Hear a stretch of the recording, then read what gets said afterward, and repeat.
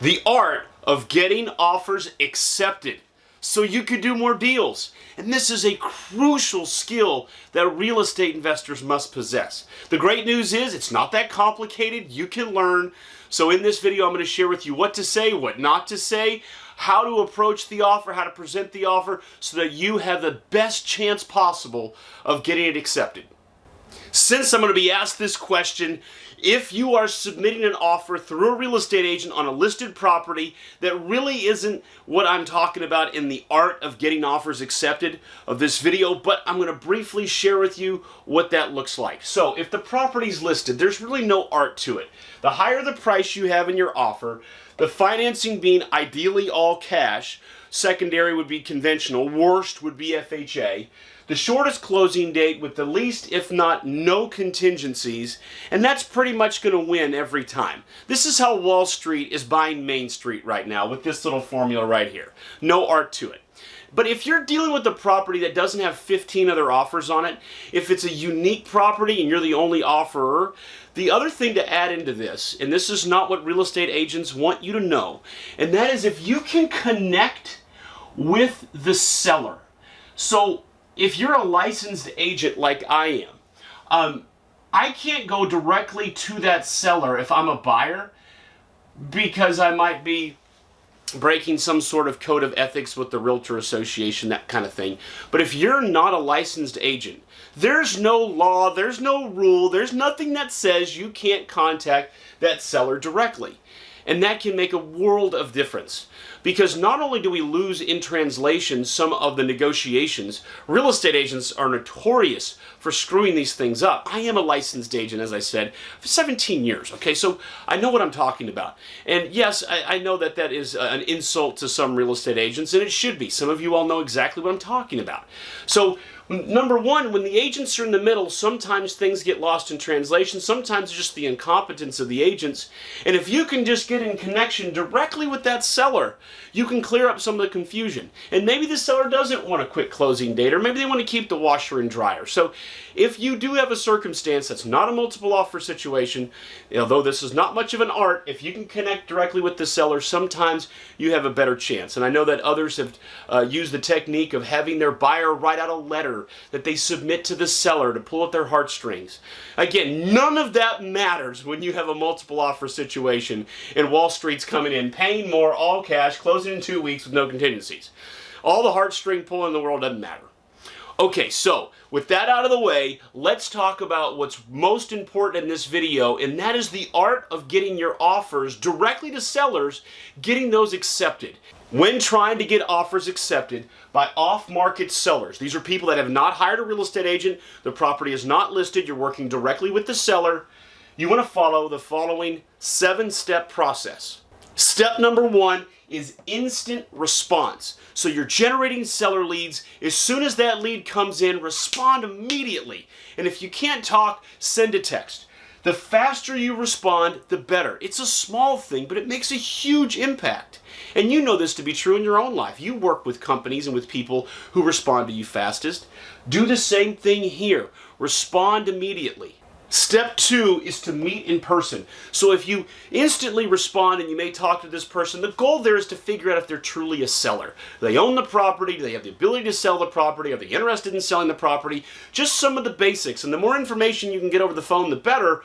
But at the end of the day, you don't want that information to lead you to not meet the person in person because, oh, it's kind of a long drive and, they may not be that motivated to sell. You need to meet with them in person. It makes a huge impact. We've learned this over all these years, especially in the world we live in today where so much of it is socially distanced.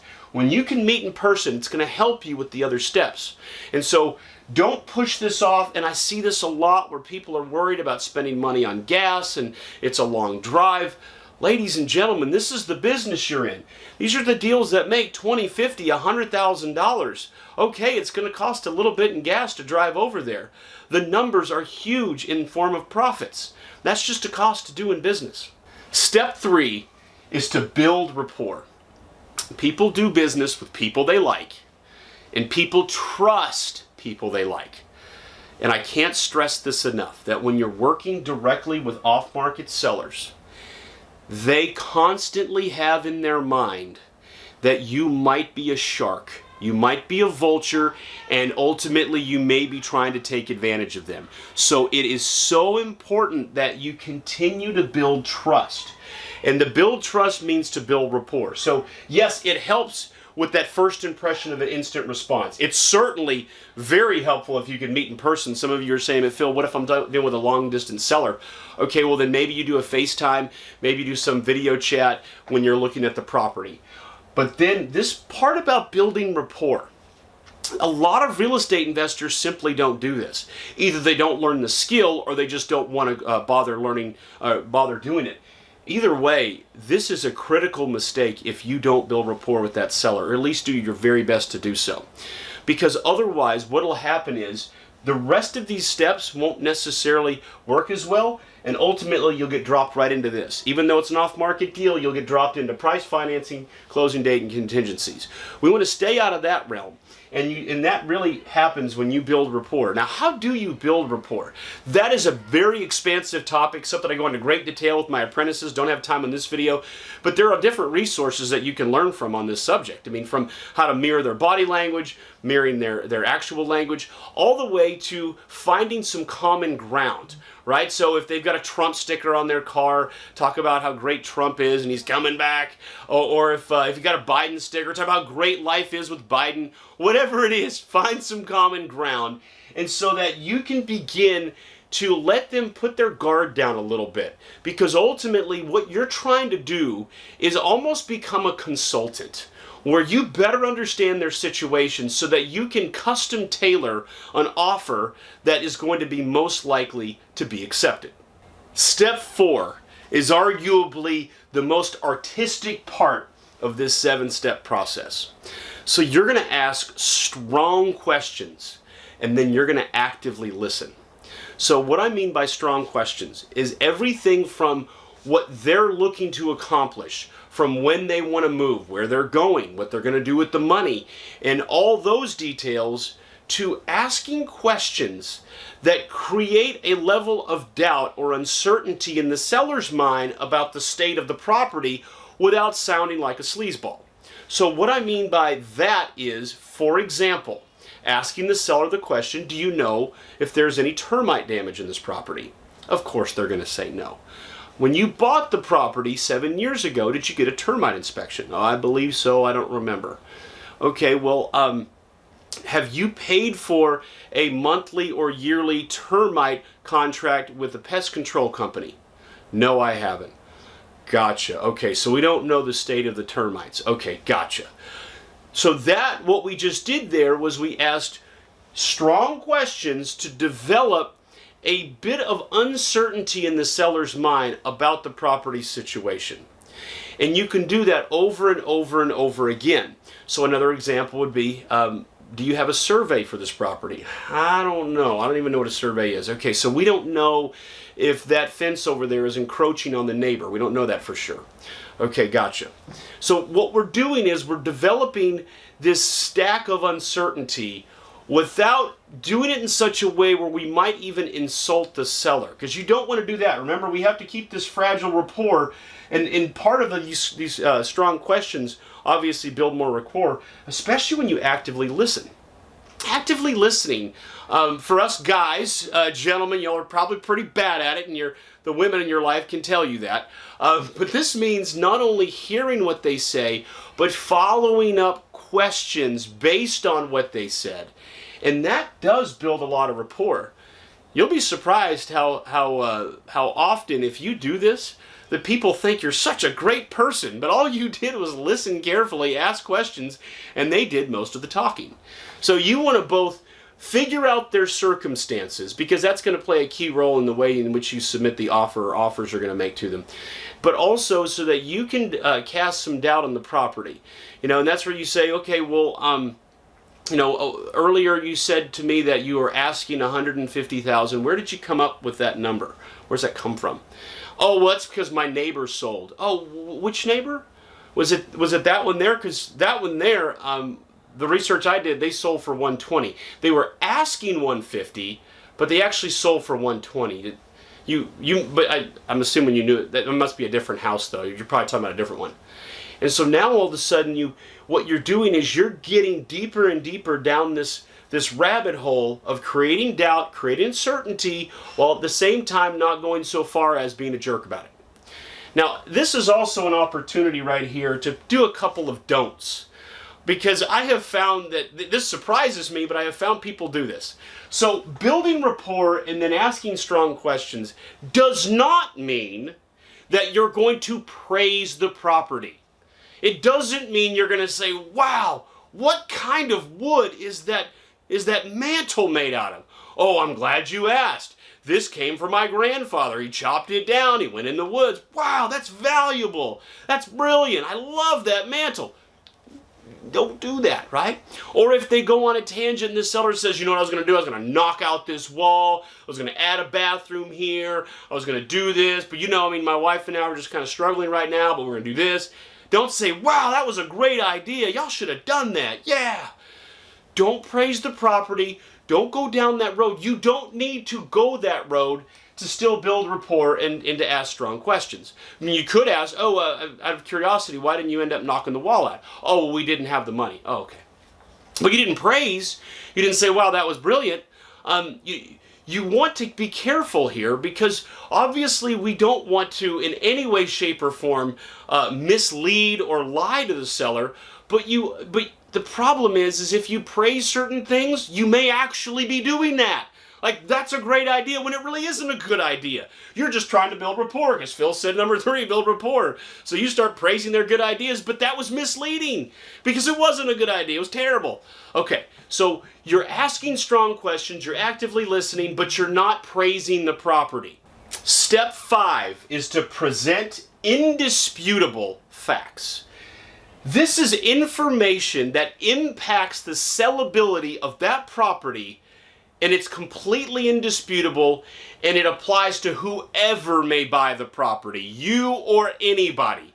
So you're able to say that kind of phrase, whether I buy it or anybody buys it.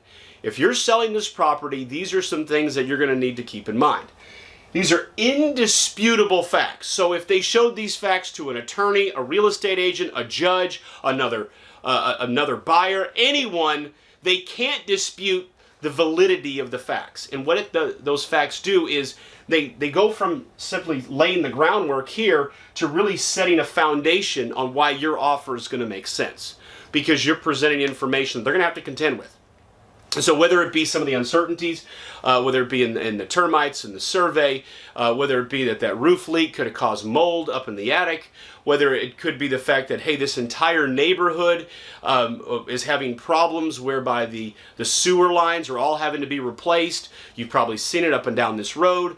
I'll give you another example of a current deal right now that a seller's working on, one of our apprentices is working on. It's on the lake in Wisconsin, and there's been massive erosion. And the neighbor that was lakefront is gone now, and that land is gone, and now it's encroaching on what is now this seller's property.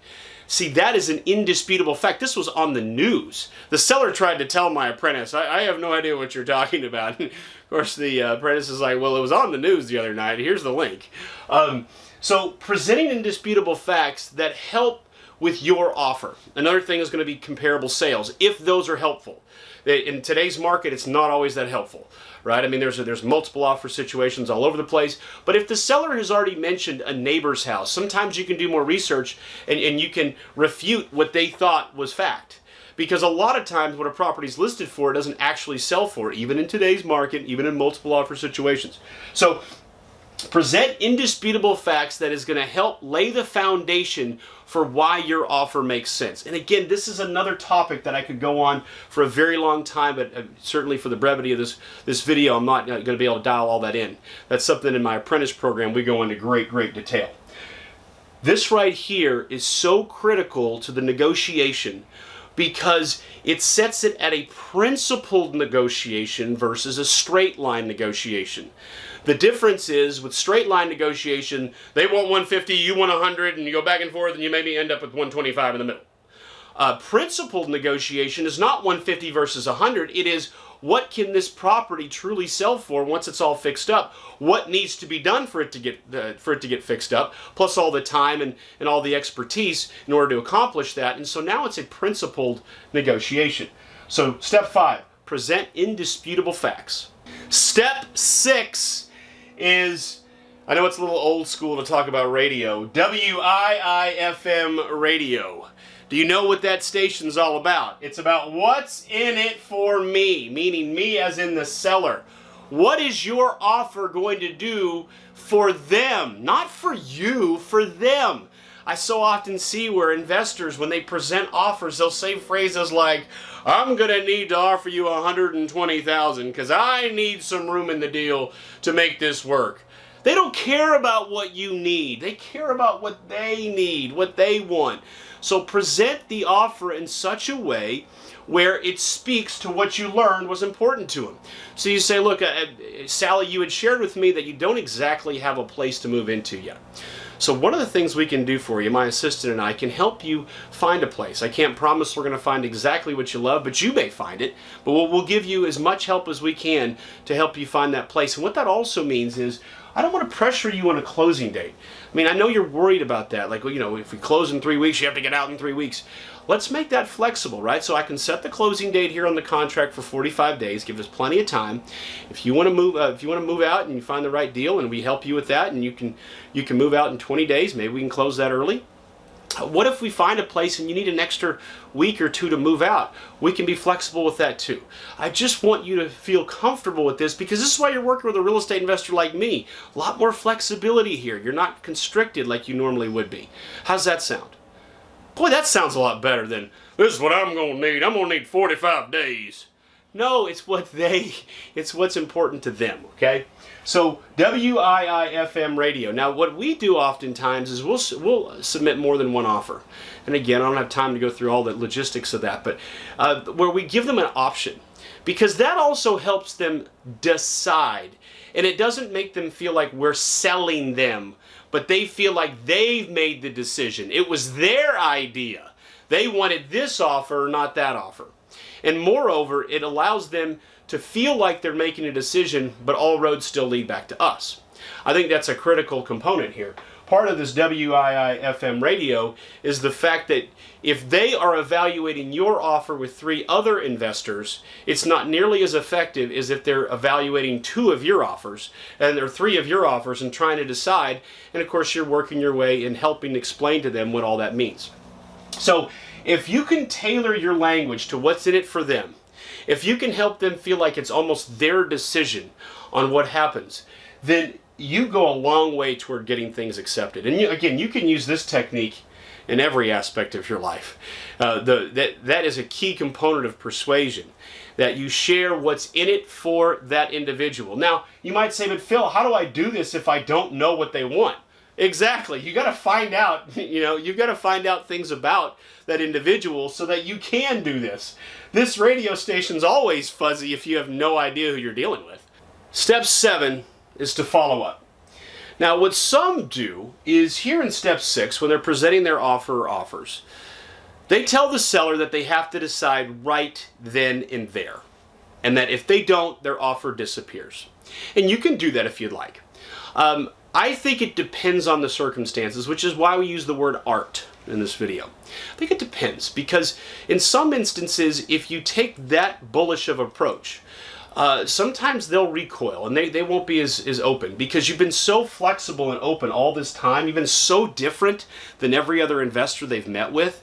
But then all of a sudden, at the very end, you're going to pull the whole, hey, if you don't sign here on the dotted line, I'm out, my offer goes, this is all over. So we do set a deadline. When I submit offers, I say, look, I've got other people I'm connecting with. There's other commitments I may make to make, so I can't keep this thing wide open. But if it doesn't sound like you're ready to make a decision right this moment, I can leave this open for 1 day. And feel free to call me and let me know if you have any questions. So yes, of course we try to get them to sign right then and there. That is much better, to get them to make that decision. But you've got to be careful there. You've got to be able to determine if that's going to push it too far. And also it does depend on if they're talking to a lot of other investors. If you know they're talking to a lot of investors, that's when you might want to do that tie down, because you know if you leave it open for a day, then those other investors are going to swoop in.